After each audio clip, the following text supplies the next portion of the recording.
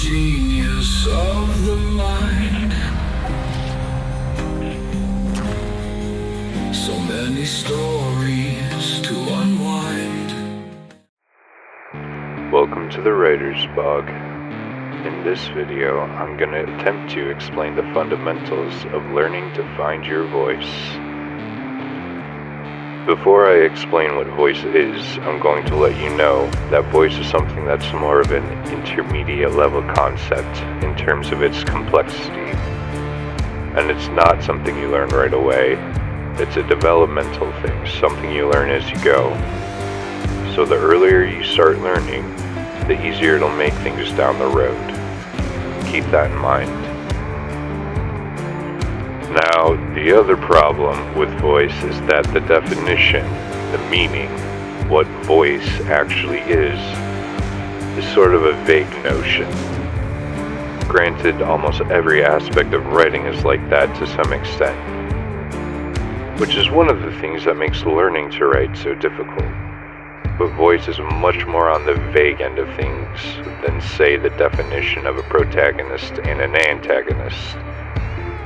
I'll do my best to explain it, though. At its simplest, voice is the way you naturally write the words of your story. For example, if two writers were shown the same identical room and told to describe it, they describe it very differently. They'd focus on different things. One writer might describe the color of the wallpaper, the type of plants in the corner, what sort of condition the furniture was in. The other writer might say very little about what's in the room, and more about how the room made them feel. The curtains were drawn so the room had a dim, foreboding aura. It smelled faintly of mold and had an uncanny feeling, like there was a ghost in the corner watching them. Finding your voice is a bit of a journey, but it's a journey you should be aware of early on. And I'll expand on why right now. Here's the thing. Really, there are a million different things that go into writing a story.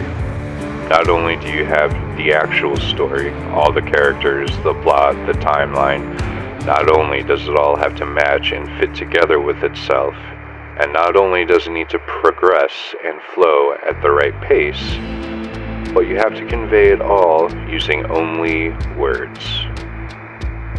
Think about it. An 80,000 word story. How many sentences is that? And every sentence, or most of them, need to be right. Sure, no story will ever be perfect, probably, but that doesn't mean you don't have to try.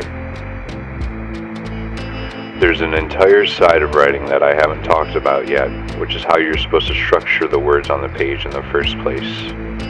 I haven't talked about it yet because right now, learning to come up with a decent story is more important.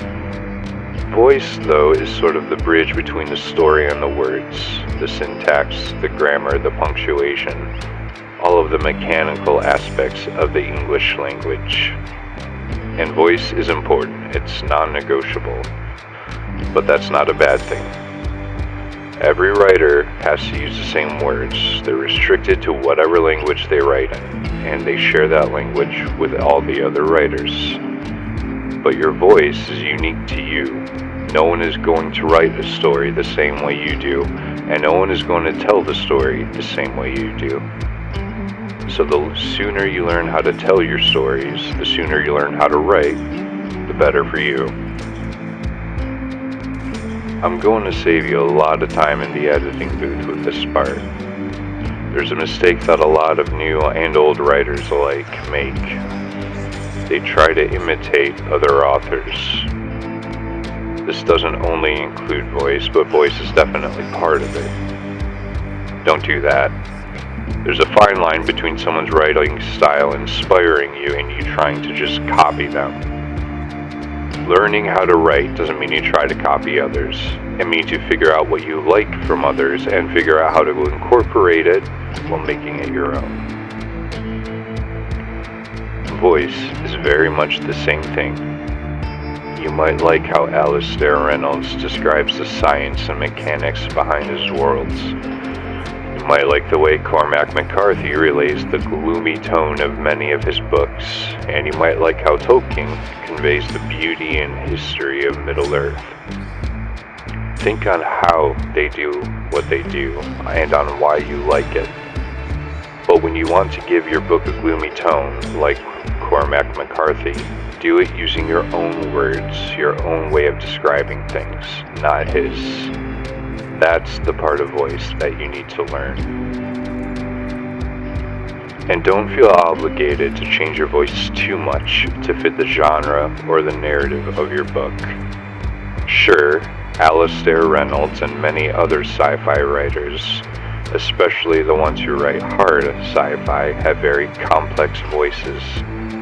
They explain things mathematically, they use big words, they tell you how everything works and why it has to work that way in the first place. But then there's Isaac Asimov. He's one of the most prolific sci-fi writers out there, and his voice is, by comparison, pretty simple. Just because you're writing a sci-fi doesn't mean you need to learn elliptic curve cryptography so you can write how Reynolds does. And just because you're writing a fantasy doesn't mean you have to memorize the Cambridge Dictionary by heart to sound like Tolkien. One last thing. If you really want to understand what voice is, read through some of your favorite books by different authors and compare the different styles. Pay attention to what they choose to highlight, what sort of words they use, and how they structure their sentences and paragraphs. That will really help you see the difference between the voices of different authors, and will also help you learn what sort of things to strive for to develop your very own voice. And I think that's enough for today.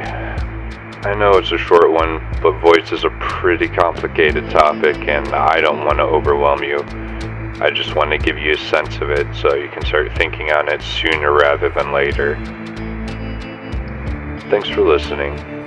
Next video in 2 weeks, probably. Hope to see you there.